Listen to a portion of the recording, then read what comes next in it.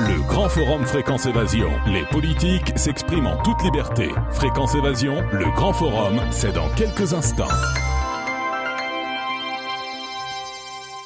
Dans quelques instants, sur Fréquence Évasion, le grand forum, nous allons parler économie, problèmes bancaires. La crise sera à l'honneur grâce au livre publié par Pierre-Yves Rougeron, Enquête sur la loi du 3 janvier 1973 au Jardin des Livres. Nous rejoignons Pierre-Yves Rougeron dans quelques instants. À tout de suite.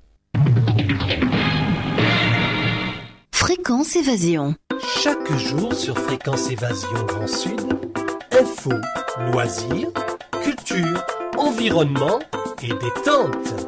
Fréquence Évasion, www.fréquenceévasion.com. Fréquence Évasion vous donne la possibilité de dialoguer sur l'un des 3 forums. Paranormal, région et musique. Venez dialoguer sur les forums Fréquence Évasion. Cliquez sur Forum. Bon surf sur le site de Fréquence Évasion, www.fréquenceévasion.com. Fréquence Évasion. Pierre-Yves Rougeron, bonjour et merci d'être avec nous. Merci à vous, bonjour. Alors, vous avez publié Enquête sur la loi du 3 janvier 1973. Qu'est-ce qui vous a motivé à écrire cet ouvrage ? Disons que depuis le début de la crise financière, la création monétaire est un sujet qui interpelle beaucoup de gens.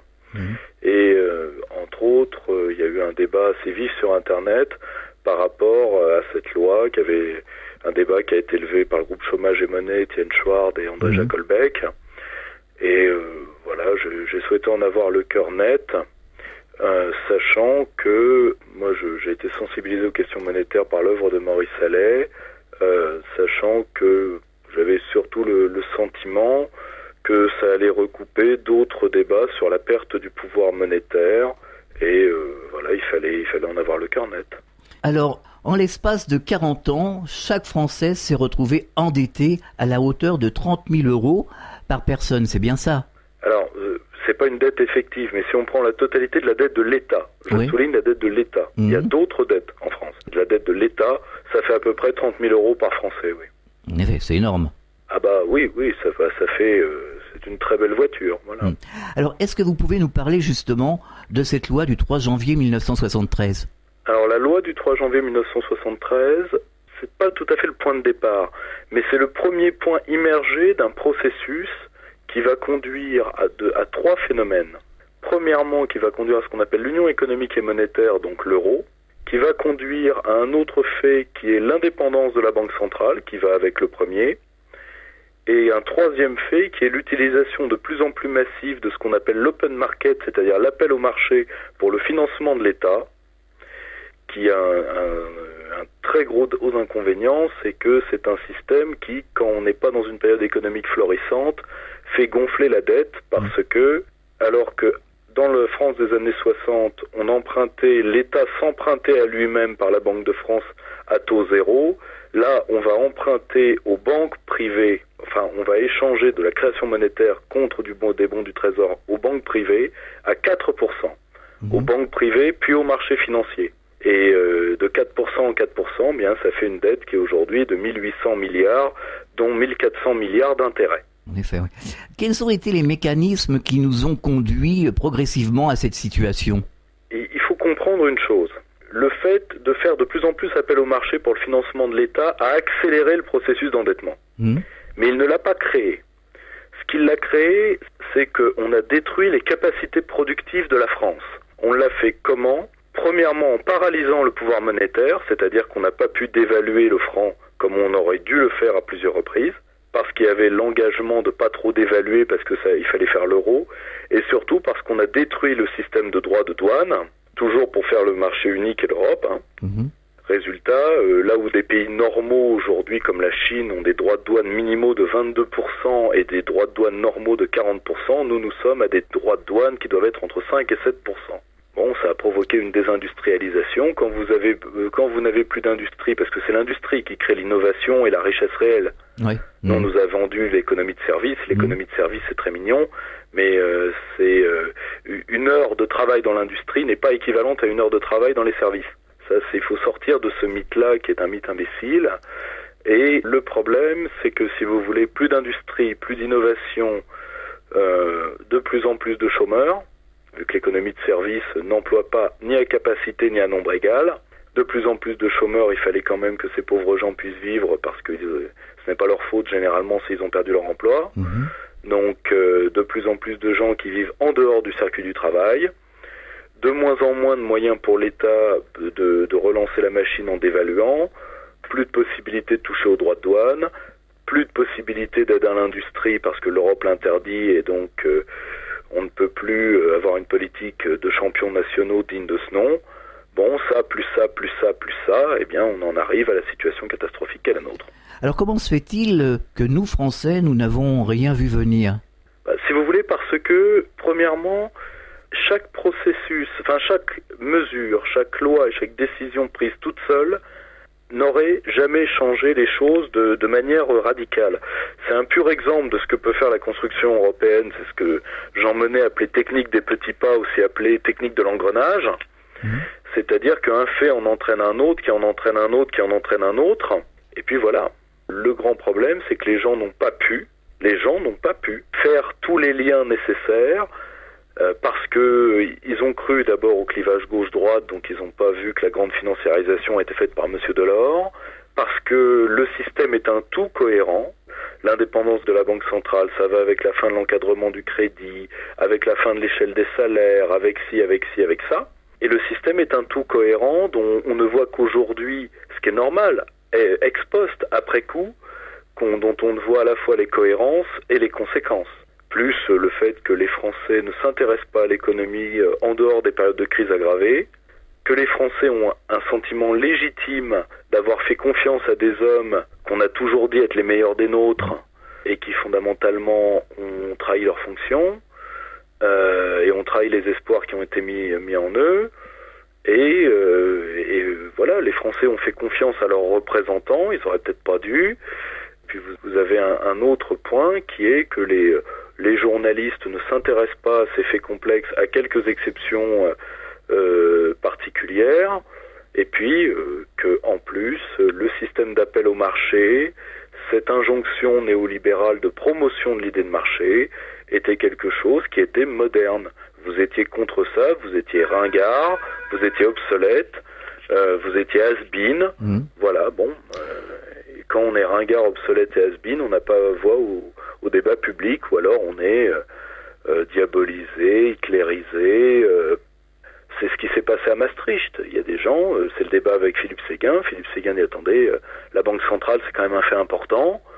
Et on lui dit, non, c'est le passé, vous retardez mon pauvre, etc., etc. Bon, voilà. Tous ces facteurs mis bout à bout, on se rend compte avec 40 ans de retard de ce qui est arrivé. Et les Français ne sont pas forcément des économistes. Non, les Français ne sont pas des économistes. En plus, il s'est mis des systèmes très pervers à l'œuvre. Celui des économistes à gages, c'est-à-dire d'économistes de grandes banques qui règnent sur le débat public, alors qu'ils ont toujours eu tort depuis 30 ans, qui nous ont vendu l'avers et le revers de toutes les pièces, qui nous ont vendu tout et son contraire, mais bon, qui obéissent à la voix de leur maître, bon, très bien, et aussi parce que les Français ont cru, parce que c'est un peuple fondamentalement qui a un sens de l'élite, ils ont cru que c'était trop compliqué pour eux, qu'il y avait des gens meilleurs qu'eux pour s'en occuper. Bon, et résultat, on en termine avec Michel Rocard, qui piteusement à la télévision il y a quelques années, alors qu'on lui demandait sur le résultat calamiteux qu'il avait eu en tant que Premier ministre, il a dit oui, mais vous savez, moi je suis pas économiste. Bon, ben voilà, il a fait une pirouette. C'est voilà, à la démission, c'est horrible à dire, mais disons au repli des citoyens qui ont cru que ces affaires, même si c'était les leurs, ne les concernaient pas parce qu'ils n'étaient pas assez compétents, a répondu une indifférence de plomb et une absence de sens des responsabilités de l'élite française, qui aujourd'hui étale le fait d'avoir failli de la manière la plus choquante qui soit, sans arriver dans les débats contemporains sur l'affaire Cahuzac. Mais bon, là, vous voyez l'abandon de responsabilité de toute une classe politique sur 40 ans c'est un phénomène quand même qu'on peut qualifier de tragique. Alors à la page 103, vous dites que le Parti socialiste termine la mise en esclavage de la France, mais cette mise en esclavage a également été commencée par les gouvernements précédents, de droite par exemple. Vous dites que Georges Pompidou a laissé faire. Je dis que Georges Pompidou, fondamentalement, a laissé faire l'ensemble, à cette époque-là, le processus de marche à l'indépendance des banques centrales repart à partir de Bruxelles, parce qu'il a été gelé ou quasiment gelé à partir de toute la période gaulienne. Or, fondamentalement, c'est un phénomène qui repart parce qu'il succède à De Gaulle. Mais succéder à De Gaulle, c'est pas facile déjà, parce que vous savez que l'histoire vous oubliera, et surtout, à l'époque, ce sont des mesures techniques qui ne peuvent être comprises que si on les remet dans leur contexte, ce que j'ai fait dans l'ouvrage sur la loi dite du 3 janvier 1973. Donc le Pompidou ne s'y oppose pas parce que le processus n'est pas encore révolutionnaire, il ne change pas grand-chose en l'état, ça va se faire petit à petit, parce que Georges Pompidou est aussi un homme malade, un homme qui a une leucémie, il est déjà cortisonné en 73.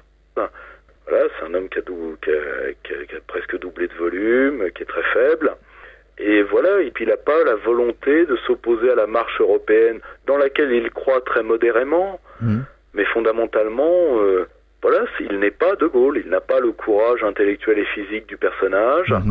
Il préfère laisser faire. Oui, il était plus apte au pouvoir de toute façon. Il était déjà très diminué, mais aussi il était... vous savez, Giscard représentait le pouvoir montant, autant dans l'œil des parlementaires que dans celui d'une partie de la classe dirigeante non politique. Pompidou n'avait pas les moyens de s'opposer tellement à ça.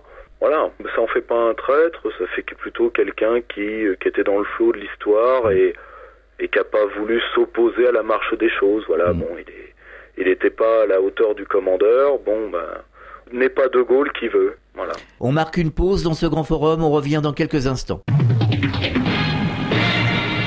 Fréquence Évasion. La météo en France, dans notre grand sud. Quel temps fait-il en Midi-Pyrénées, Languedoc-Roussillon et Provence-Alpes-Côte d'Azur? Pour le savoir, cliquez sur Météo. Chaque jour, Fréquence Évasion vous offre la météo grâce à Météo France. Votre soirée télé sur les 6 chaînes et la TNT. Qu'allez-vous regarder ce soir? Pour en savoir plus, cliquez sur Programme TV. Fréquence Évasion vous propose le programme de votre soirée grâce à programme-télé.org. Bonne soirée à la télé ou sur Fréquence Évasion. Fréquence Évasion, info, interview et détente. Fréquence Évasion.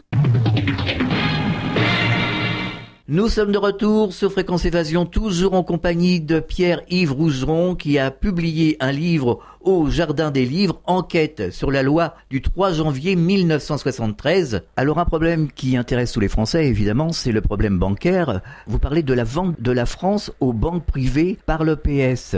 Vous pouvez nous apporter quelques précisions?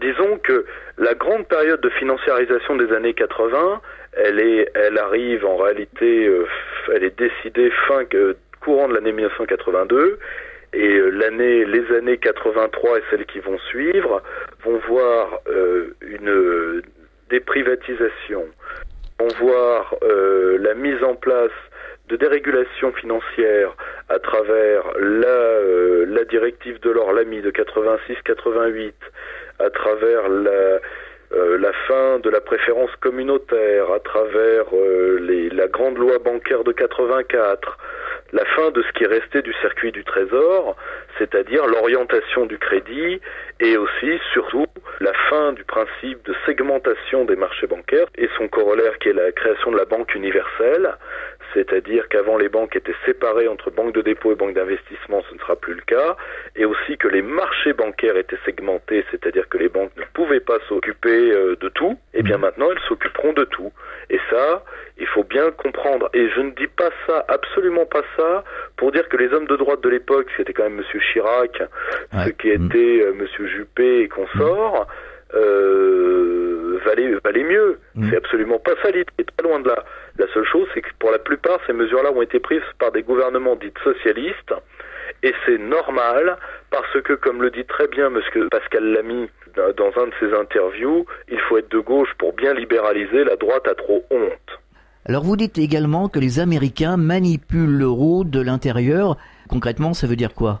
Alors, ça dépend ce qu'on entend par américain. L'Union européenne, aujourd'hui, quand même, les historiens ont travaillé, est avant tout une création stratégique européenne dans le contexte de la guerre froide, mais d'un projet européen qui est voulu par les Américains dès les années 20.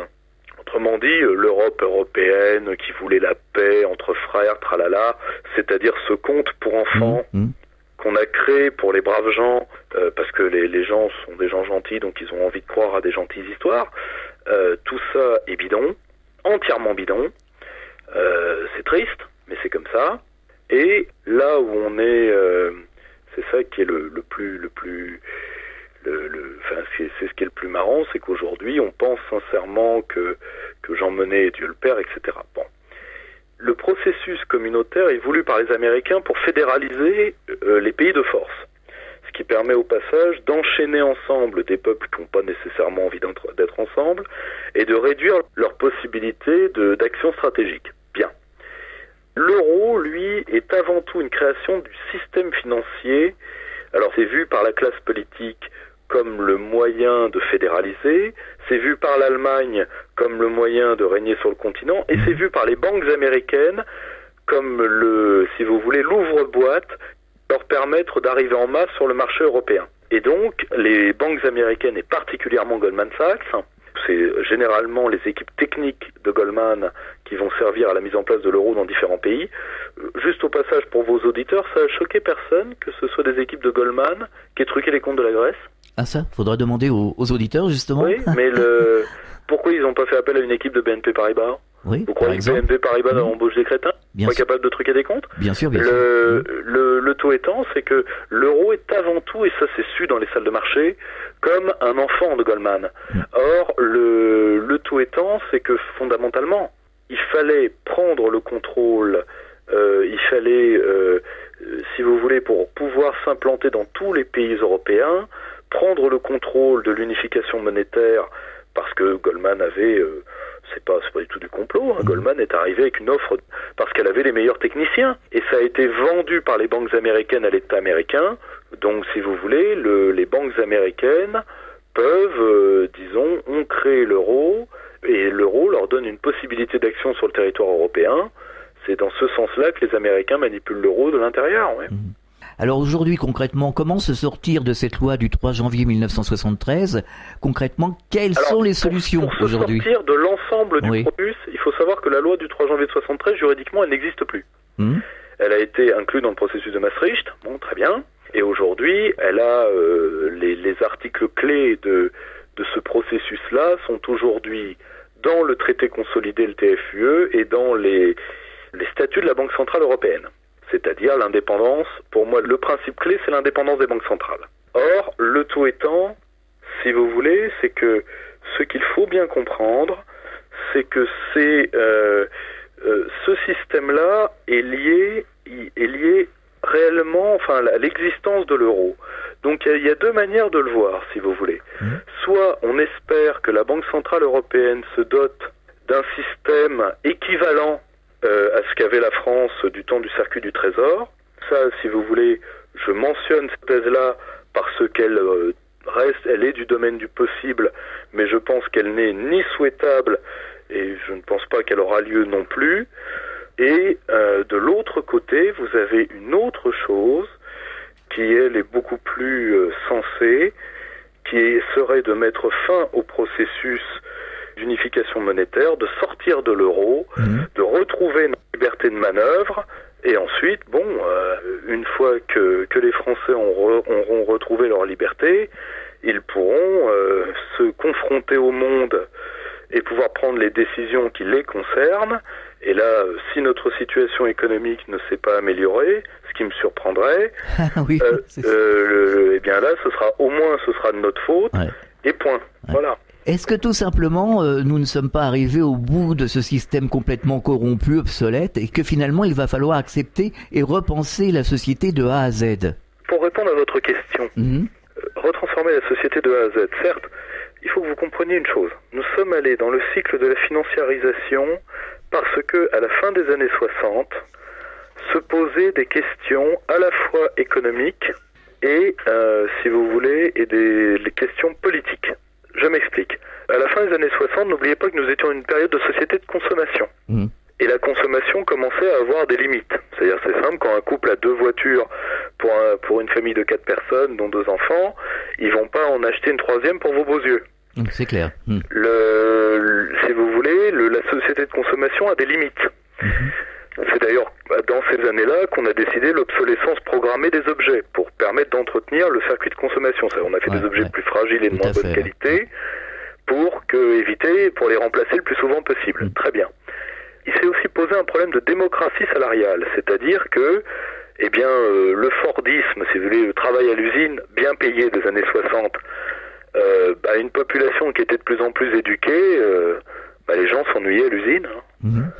Il y avait ce qu'on appelait, si vous voulez, il y avait une baisse de la productivité, les gens s'ennuyaient, ils sabotaient, on n'arrivait plus à intéresser les gens, de moins en moins à intéresser les gens au travail. C'est l'un des sens de 68, si vous voulez. Je mets de côté les étudiants boutonneux qui fondamentalement ne demandaient qu'à devenir les libéraux qu'ils sont devenus pour la plupart. Mais il y avait 2 autres mai 68, celui des ouvriers, celui du Grenelle, et celui des paysans dans le Larzac qui disaient vivre et travailler au pays, qui ne voulaient pas être déracinés. Or, le tout étant, c'est que la société des années 60 demandait cet intéressement, cette participation citoyenne. Et le seul qui a une idée pour la mettre en place, c'est le général de Gaulle, il n'en aura pas le temps. Or, le tout étant, c'est que ces problèmes-là, monsieur, parce que le système arrive à bout de souffle, aujourd'hui, ça se voit, ces problèmes-là vont se reposer à nous. Tout à fait. Vous voyez, la finance a été une fuite en avant de 30 ans.